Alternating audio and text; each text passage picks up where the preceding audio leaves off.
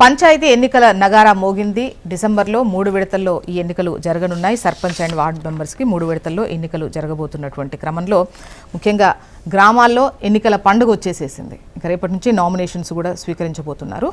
ఈ క్రమంలో అంటే ఇవి పార్టీ పరంగా కేటాయించేటివే కాదు పోటీకి సంబంధించి.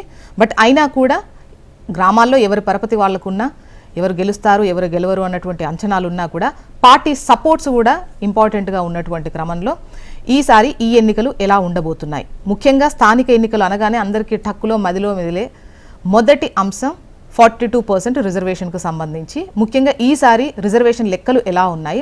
ఒకవైపు బీఆర్ఎస్ విమర్శిస్తోంది, అంటే గతంలో కన్నా 10% ఇంకా కోటా తగ్గింది బీసీలకు సంబంధించి అన్నటువంటి ఆందోళన వ్యక్తం చేస్తున్నటువంటి క్రమంలో అసలు ఈ లెక్కలు ప్రస్తుతానికి ఎలా ఉన్నాయి? అయితే పాలనాపరమైనటువంటి అంశాలు పల్లెల్లో ఏమైనా ఎఫెక్ట్ చూపించేటువంటి అవకాశాలు ఎంతవరకు ఉన్నాయి అన్నటువంటి కోణంలో చూడాలి. అట్ ద సేమ్ టైం పల్లెల్లో ఉన్నటువంటి నిధులకు సంబంధించి కేంద్రం నుంచి అదేవిధంగా రాష్ట్రం నుంచి వచ్చేటువంటి అంశంలో అటు బీఆర్ఎస్కు ఎటువంటి స్కోప్ ఉంటుంది ఇప్పుడు ఉన్నటువంటి ఈ పరిస్థితుల్లో అనేది మాట్లాడదాం. గెస్టులు కూడా సిద్ధంగా ఉన్నారు. శ్రీవర్ధన్ రెడ్డి గారు, వీరు బీజేపీ సీనియర్ నాయకులు. నమస్తే అండి శ్రీవర్ధన్ రెడ్డి గారు, welcome to the debate. Nagendra Goud గారు, వీరు బీఆర్ఎస్ రాష్ట్ర కార్యదర్శి సీనియర్ నాయకులు. నమస్తే అండి నాగేంద్ర గౌడ్ గారు. నమస్కారం. మానవతరాయ్ గారు, వీరు కాంగ్రెస్ సీనియర్ నాయకులు. నమస్తే అండి మానవతరాయ్ గారు, welcome to the debate. Okay, నమస్తే అండి. నాగేంద్ర గౌడ్ గారు, మీరే చెప్పాలి. ముఖ్యంగా బీసీల ప్రస్తావనకు సంబంధించి రిజర్వేషన్ల మాట తప్పింది కాంగ్రెస్, ఇప్పుడు స్థానికంలో ఇస్తోంది 17.08%, అంటే గతంలో కన్నా 10% తగ్గుతోంది అని చెప్పేసి అంటున్నారు. అంటే ఏంటి లెక్కలేలా? ముందుగా మీకు, అదే విధంగా ప్యానల్ ఉన్న పెద్దలకు ఇద్దరి కూడా, అదే విధంగా ప్రేక్షకులకు అందరికీ నమస్కారం అమ్మా. నమస్తే అండి.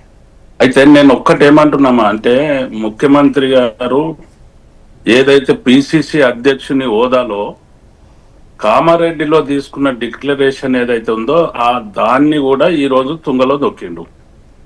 అదిగాక ఇంకా బీసీల మీద ఉన్న కక్షను కూడా ఇంకో రకంగా ఆయన సాధించినట్లు అయింది. ఒకటేమంటున్నా అంటే, వీళ్ళు ఏమన్నారు అంటే 3,000 కోట్ల రూపాయలు అలా మిగిలిపోయి ఉన్నాయి, మనకి గిట్ట ఒకవేళ ఎన్నికలు గిట్ట జరగనట్లయితే అవి ఇబ్బంది అవుతుంది, కోట్లలో తర్వాత లోకల్ బాడీస్ కు ఇంకా ఎంపీటీసీ జడ్పీటీసీలకు తెలుసుకుందాం, దీనికైతే ఎన్నికలు పెడతాం, పార్టీ పరంగా మేము ఇస్తామన్నారు. అసలు పార్టీ పరంగా ఇస్తామనేది మళ్ళీ ఇంకో రకమైన మోసం. పార్టీ పరంగా ఇస్తామనేది అదో మోసము. వీళ్ళు చేసిన సర్వేలు, లేకుంటే అసెంబ్లీలో పెట్టిన జీవోలు, చట్టాలు, కేంద్ర ప్రభుత్వం మీద వేసిన నెపము, లేకపోతే ఏది చూసుకున్నా కూడా ఇవాళ ముఖ్యమంత్రి గారు కామారెడ్డిలో ఇచ్చిన వాగ్దానం ఏదైతే ఉందో, 6 గ్యారంటీలు ఒక గ్యారంటీ బీసీలది ఏదైతే ఉందో ఒక్క అనాపైస కూడా చేయలేకపోయిండు. దాంట్లో ప్రధానమైన సాక్ష్యము ఇప్పుడు గత ప్రభుత్వం ఏదైతే ఆ రోజు 50% అనే దాని మీద జరిగిన రిజర్వేషన్ లో కూడా ఈ రోజు ఇంకా తగ్గిపోయినాయి. 17% కు పడిపోయిన పర్సెంటేజ్ ఈ రోజు ఎస్సీ ఎస్టీల కన్నా కూడా తక్కువ స్టేజ్ కి ఈ రోజు బీసీలకు రిజర్వేషన్ అనేది పడిపోయిన పరిస్థితి ఉన్నది.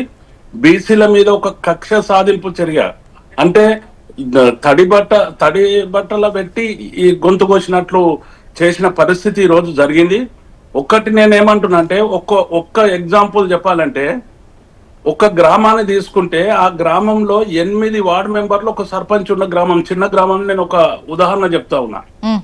దేని కొరకు అంటే 8 మెంబర్లు ఉంటే 4 ఎస్సీలకు రిజర్వ్ అయ్యి 4 జనరల్ అయినాయి మేడం. అంటే నో బీసీలకు లేనే లేదు. అంటే బీసీలు ఉన్నారు అక్కడ 48% బీసీలు ఉన్నారు. 48% ఉన్న బీసీలకి వెళ్ళి ఒక్క వార్డు కూడా రిజర్వేషన్ రాకుండా సిస్టమ్ ఆ విధంగా చేసిండ్రు. అంటే 17 మొత్తం ఓవరాల్ గా తీసుకుంటే 17% కు ఇవాళ ఏదైతే పడిపోయిన పరిస్థితి ఉందో, నిజంగా బీసీ సమాజాన్ని ఒకవైపు ధర్నాలు చేయించారు, ఒకవైపు పాలాభిషేకాలు చేసుకున్నారు, ఒకవైపు పూలాభిషేకాలు చేపించుకున్నారు. జంతర్ మంతర్ దగ్గర అంటే కోర్టు పరిధిలో ఉన్నదానికి ఒకవైపు చట్టంలో చేర్చాల్సిన దానికి ఇంకా టైం పట్టేటువంటి అవకాశం ఉంది. కాబట్టి ముందైతే సర్పంచ్ అండ్ వార్డు ఎన్నికలు నిర్వహిద్దాం. ఇంకెక్కడ టైం పడుతుంది? నేను ఏమంటున్నా జ్యోత్స్న గారు అంటే ఇంకెక్కడ టైం పడుతుంది, చాలా క్లియర్ కదా. ఇప్పుడు సర్పంచ్ ఎన్నికల్లో ఏదైతే అంటే ప్రయత్నం 27% చేశాము, ఇంకా సమయం పట్టేటువంటి అవకాశం ఉంది కాబట్టి, ఇంకా దీని గురించి పోరాటం చేయాల్సిన అవసరం ఉంది కాబట్టి ఒకవైపు ఎన్నికలు నిర్వహించక తప్పదు కదా అన్న దాంతోని. జ్యోత్స్న గారు నేనేమంటున్నా అంటే సర్పంచ్ ఎన్నికలు ఇన్ని రోజులు జాప్యం ఎందుకు చేసిర్రు, దానికి కారణం ఏంది?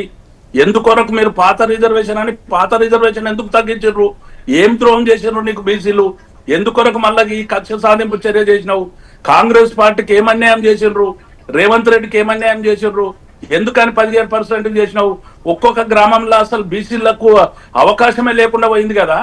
నీ చేతులున్న నీవు చేసిన డిక్లరేషన్ లో నీ పరిధిలో ఉన్నది కూడా ఇంతవరకు కూడా చేయలేవు కదా.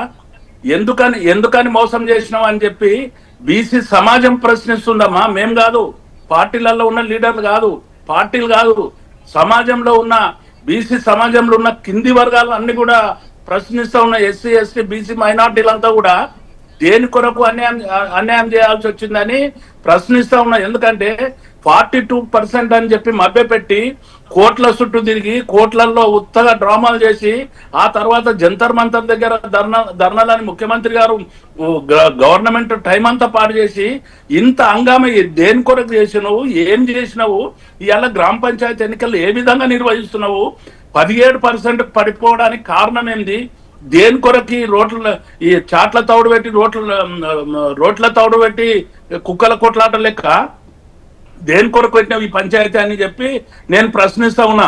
గ్రామాల అభివృద్ధి జరగలేవు, గ్రామాల అభివృద్ధి అంతా కూడా క్షీణించిపోయింది. దీని అంత కారణం ప్రభుత్వం కాదమ్మా. ఇంకా కూడా ఎంపీటీసీ జడ్పీటీసీలు అని చెప్పి మున్సిపల్ కార్పొరేషన్స్ అని చెప్పి ఇంకా మభ్య పెడతా ఉన్నారు. 42% వీళ్ళు చేసే ప్రసక్తి లేదు. దీన్ని ఇంకా కూడా బీసీ సమాజాన్ని మోసం చేస్తా ఉన్నారు. ఉన్న రిజర్వేషన్ కూడా తగ్గి చేసిండ్రు. కొన్ని గ్రామాల లోపల అసలు రిజర్వేషనే లేదు, బీసీల పర్సంటేజే లేదు, బీసీలను పరిగణలకే తీసుకోవడం లేదు.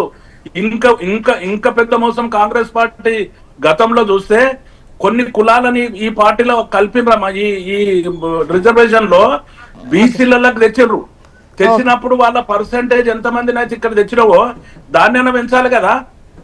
మరి ఉన్న దాంట్లోనే మళ్ళీ వాళ్ళని కూడా తెచ్చిండ్రు.